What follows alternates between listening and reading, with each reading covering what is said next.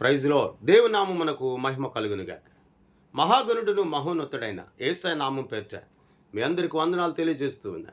ప్రార్థన.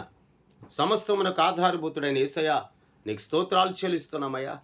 ఈ ఉదయకాల సమయమందు నీ వాక్యమును విని గ్రహించే బుద్ధిని భక్తిని దయచేయమని యేసయ్య నామమును అడుగుచున్నాము తండ్రి. ఆమేన్.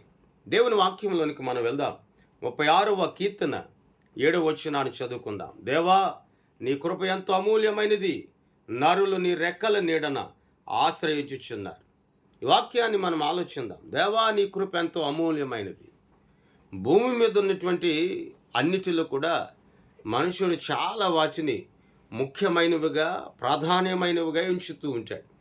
మనుషుల ప్రేమ కొంతమంది ప్రాధాన్యమైనదండి, అమూల్యమైనదండి అంటారు.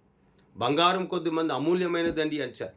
ఆస్తిపాస్తులు అవి ఎంతో విలువైనవండి అంటారు. కానీ ఇక్కడ కీర్తనకుడైన దావీదు ఆస్తిపాస్తులు కలిగి ఉన్న, అందచందము కలిగి ఉన్న ఒక రాజుగా అతడు ఒక అధికారిగా, ఒక రాజుగా అతడు నియమింపబడిన సింహాసనం మీద కూర్చున్నటువంటి స్థితిలో ఉన్నటువంటి మనుషుడైన దావీదు అంటాడు, దేవా, నీ కృప ఎంతో అమూల్యమైనది అంటాడు. నిజమే కదండి. పౌలు గారు కూడా అన్నాడు, నీ కృప నాకు చాలయ్యా, నీ కృప లేకపోతే నేను ఉండలేను అన్నాడు. నిజమే కదా. ఈ రోజున నీకు నాకు తోడై ఉన్నది ఆయన కృపే. నిన్ను నన్ను బలపరిచింది ఆయన కృపే. నీకు నాకు శక్తినిచ్చింది ఆయన కృపే. నిన్ను నన్ను కూడా పరిపూర్ణమైనటువంటి శక్తి చేత దర్శించింది కూడా ఆయన కృపే. మరి ఆయన కృప లేకపోతే ఈ భూమి మీద మనం జీవించలేం. ఆయన కృప లేకపోతే ఈ భూమి మీద మనం బ్రతకలేం. అక్కడ అంటాడు, దేవా, నీ కృప ఎంతో అమూల్యమైనది అయ్యా, నీ రెక్కల క్రింద మేము ఆశ్రయం కలిగి ఉన్నాము అంటున్నాడు. నిజమేనండి. ఆయన రెక్కల క్రింద మనకు ఆశ్రయం.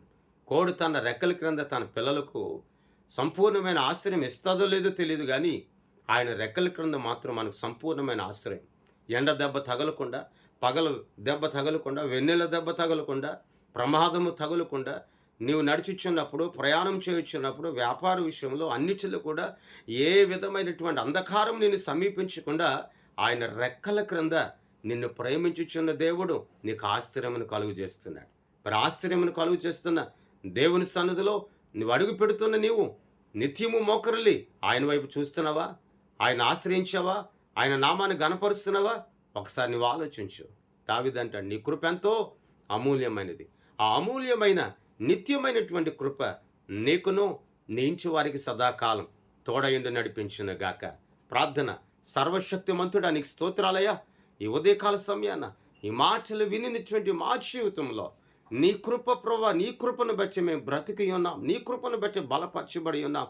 నీ కృపను బట్టి స్వస్థపరచబడుచు ఉన్నాం. అందును బట్టి నీకు వందనాలు.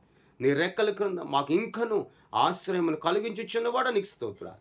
బలపరచండి, ఆదరించండి, శక్తిని దాయిచేయండి, నీ మహిమతో నింపమని యేసయ్య నామమున అడిగి వేడుకొనిచున్నాము తండ్రి. ఆమేన్. దేవుని మహిమ ఇప్పుడు ఎల్లప్పుడు నీకు నించి వారికి సదాకాలం తోడయుండి నడిపించును గాక. ఆమేన్, ఆమేన్, ఆమేన్. మీ అందరికీ వందనాలు తెలియజేస్తున్నాను.